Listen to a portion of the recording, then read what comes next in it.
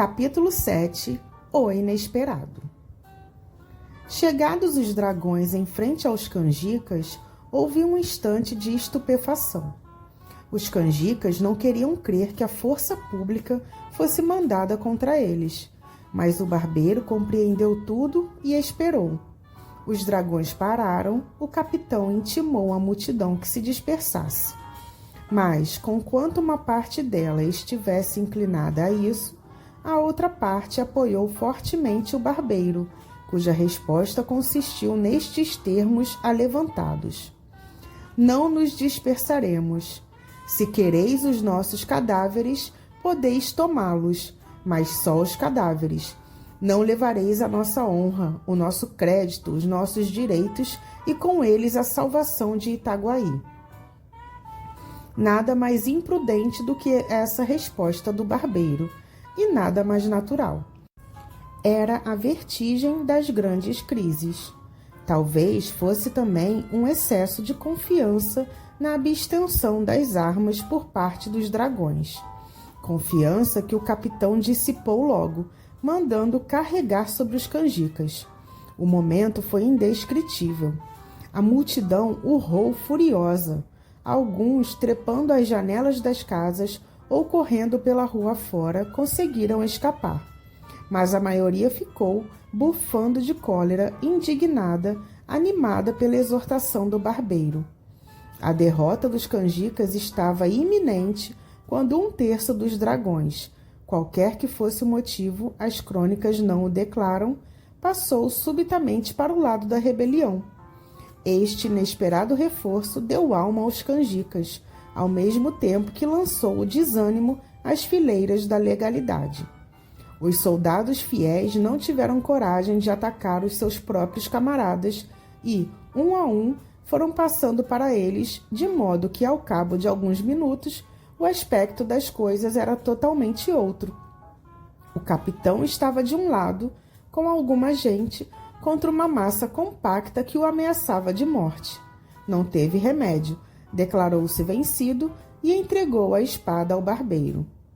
A revolução triunfante não perdeu um só minuto. Recolheu os feridos às casas próximas e guiou para a câmara.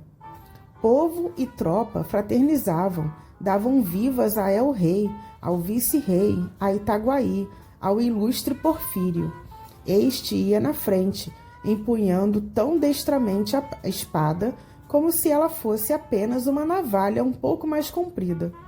A vitória cingia-lhe a fronte de um nimbo misterioso. A dignidade de governo começava a eurijar-lhe os quadris.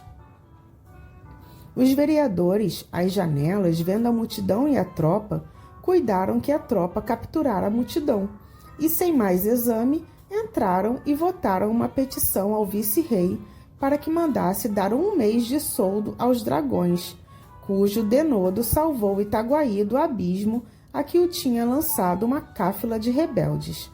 Esta frase foi proposta por Sebastião Freitas, o vereador dissidente, cuja defesa dos canjicas tanto escandalizara os colegas. Mas bem depressa a ilusão se desfez.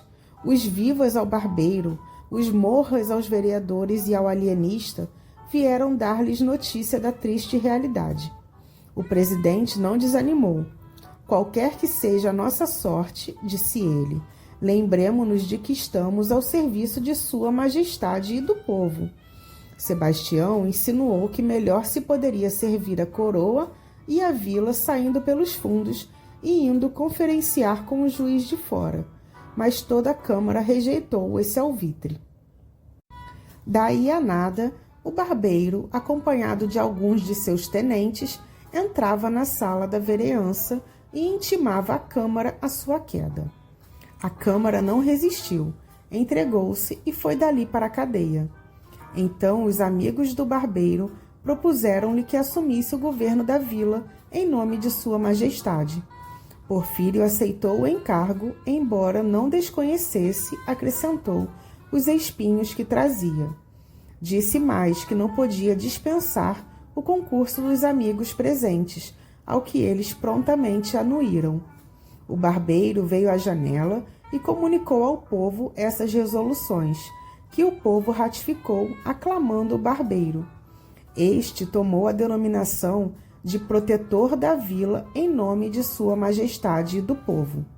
Expediram-se logo várias ordens importantes, comunicações oficiais do novo governo, uma exposição minuciosa ao vice-rei, com muitos protestos de obediência às ordens de Sua Majestade. Finalmente, uma proclamação ao povo, curta, mas enérgica. Itaguaienses! Uma Câmara corrupta e violenta conspirava contra os interesses de Sua Majestade e do povo. A opinião pública tinha-a condenado. Um punhado de cidadãos, fortemente apoiados pelos bravos dragões de Sua Majestade, acaba de a dissolver ignominiosamente. E por unânime consenso da vila, foi-me confiado o mando supremo, até que Sua Majestade se sirva ordenar o que parecer melhor ao seu real serviço. Itaguaienses, não vos peço senão que me rodeeis de confiança, que me auxilieis em restaurar a paz e a fazenda pública, tão desbaratada pela Câmara que ora findou as vossas mãos. Contai com o meu sacrifício e ficai certos de que a coroa será por nós. O protetor da vila em nome de Sua Majestade e do povo, Porfírio Caetano das Neves. Toda a gente advertiu no absoluto silêncio desta proclamação acerca da Casa Verde. E, segundo uns, não podia haver mais vivo indício dos projetos tenebrosos do barbeiro. O perigo era tanto maior quanto que, no meio desses graves sucessos, o alienista metera na Casa Verde umas 7 ou 8 pessoas, entre elas 2 senhoras, sendo um dos homens aparentado com o protetor. Não era um rapto, um ato intencional, mas todos o interpretaram dessa maneira, e a vila respirou com a esperança de que o alienista, dentro de 24 horas, estaria a ferros e destruído o terrível cárcere. O dia acabou alegremente. Enquanto o arauto da matraca ia recitando de esquina em esquina a proclamação, o povo espalhava-se nas ruas e jurava morrer em defesa do ilustre Porfírio.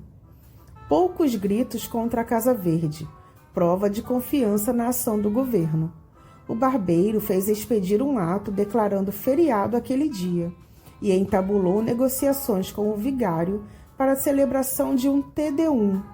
Tão conveniente era aos olhos dele a conjunção do poder temporal com o espiritual. Mas o padre Lopes recusou abertamente o seu concurso. Em todo caso, Vossa Reverendíssima não se alistará entre os inimigos do governo? Disse-lhe o barbeiro, dando à fisionomia um aspecto tenebroso. Ao que o padre Lopes respondeu, sem responder: como alistar-me se o novo governo não tem inimigos? O barbeiro sorriu, era a pura verdade. Salvo o capitão, os vereadores e os principais da vila, toda a gente o aclamava. Os mesmos principais, se não o aclamavam, não tinham saído contra ele. Nenhum dos almotacés deixou de vir receber as suas ordens. No geral, as famílias abençoavam o nome daquele que ia, enfim, libertar Itaguaí da Casa Verde e do terrível Simão Bacamarte.